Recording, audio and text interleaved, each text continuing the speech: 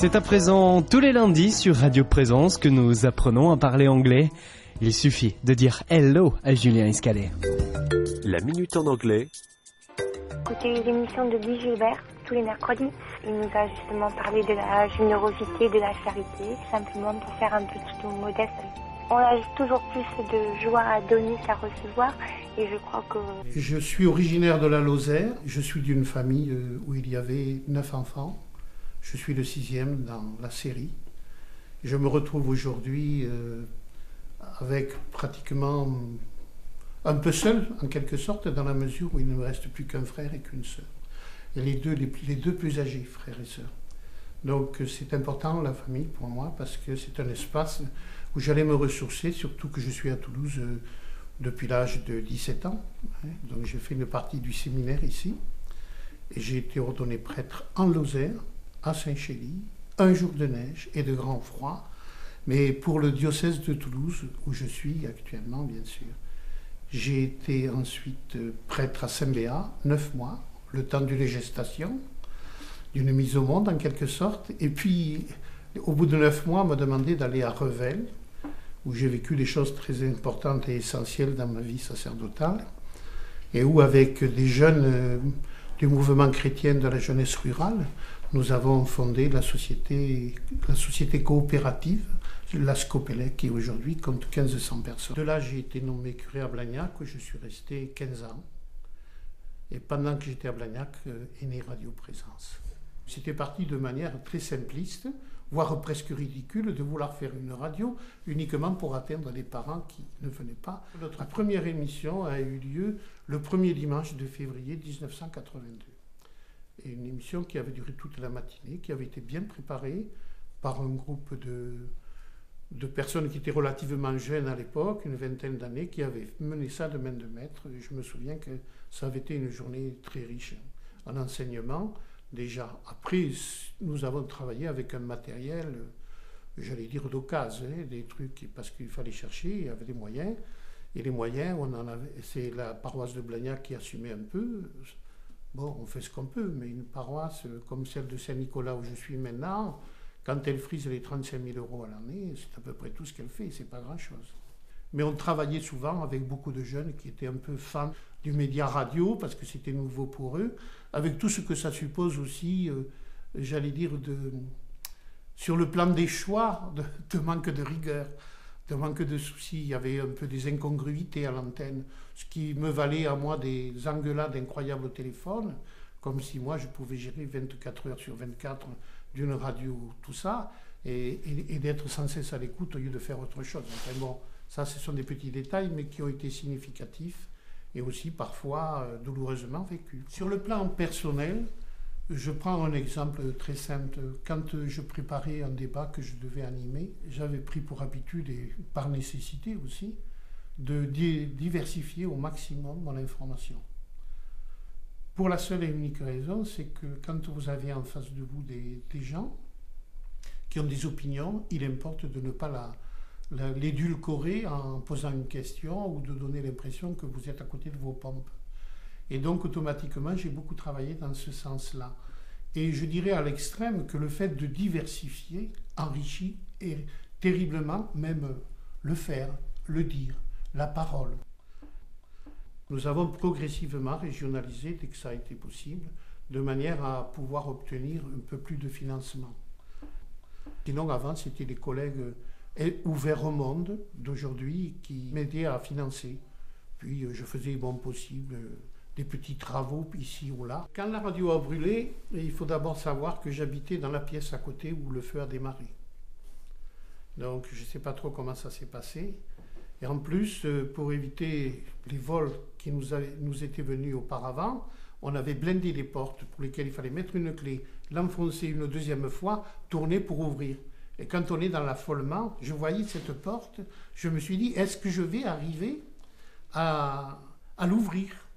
Et j'ai appelé des voisins qui étaient des amis et qui ont tout fait pour appeler les pompiers. Les pompiers sont venus, je leur ai dit d'éviter de trop arroser, qu'il n'y ait pas toutes les pièces qu'on avait, c'était des petites pièces pas très grandes. On est venu à l'Adora Et à la Dorade, il a fallu arranger un peu les locaux. La radio, j'étais presque chez moi.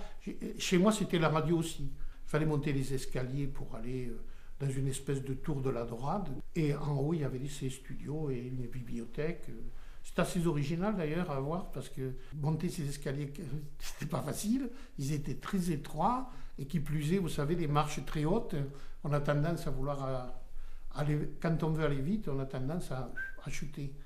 Oui. Et donc, voilà, on faisait comme on pouvait.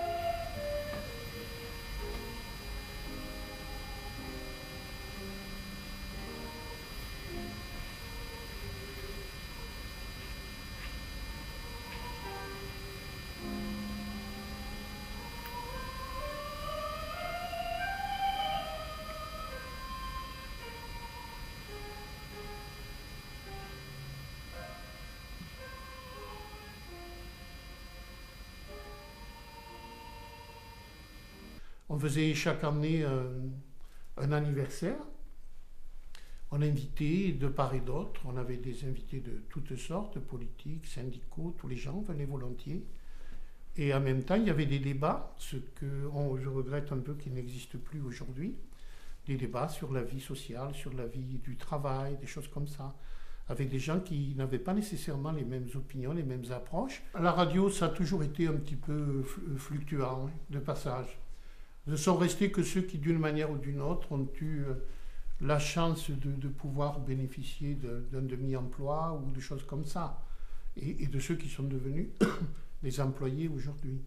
Par exemple, je pense à Yannick Galupini, qui était là de très bonne heure à la Dorade. Sabine Caz a été bénévole longtemps. Et puis ensuite, bien, les nécessités de la vie ont fait qu'elle avait besoin de travailler aussi. La grande rencontre, c'est le père Bernard Berthuis, le fondateur de la radio. Je suis arrivé à l'âge de 14-15 ans à Radio Présence, j'ai frappé à la porte. Et en fait, j'avais choisi Radio Présence parce que j'avais écouté au poste. Je trouvais que c'était pas une radio comme une autre, mais à la limite, à l'époque, je n'avais pas une notion de Dieu. Et le père Berthuis m'a donné une image du Christ, mais également un prêtre ouvert, une ouverture sur le monde. Et je crois que mon meilleur souvenir, c'est la rencontre avec le père Bernard Berthuis. Je suis une laïque, c'est-à-dire une vie familiale normale. Je suis, je crois, une chrétienne normale, pratiquante. J'ai passé des années à élever des enfants et puis je suis rentrée dans la radio comme bénévole en 1987. J'ai été embauchée en 1991 à mi-temps, puis à plein temps. J'ai travaillé donc avec Bernard Berthuis, c'est lui qui m'a formée et appris, parce que j'ai une formation juridique, donc je n'avais pas particulièrement de formation de journaliste. J'ai assuré une direction de transition à la suite de Bernard Berthuis pendant quelques années et je pense que j'ai contribué à ce que la radio se régionalise et prenne peut-être une dimension différente en héritage à ceux qui nous ont tout transmis, avec Benoît Pesme qui a contribué aussi beaucoup à affermir ma formation et avec lequel j'ai travaillé pendant 10 ans.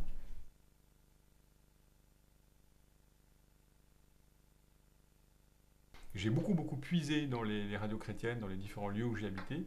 Et l'opportunité s'est trouvée à un moment de prendre moi-même place dans une radio chrétienne comme directeur, qui était aussi un lieu où combiner les deux aspects de mon parcours, à la fois l'aspect managérial et gestionnaire, et l'aspect plus de formation théologique, de formation à la vie de la foi. On parle des 30 ans de la radio, l'évolution a été extraordinaire pendant ces 30 ans, entre l'initiative, l'intuition de départ et ce qu'est aujourd'hui Radio Présence. Il s'est vraiment passé énormément de choses.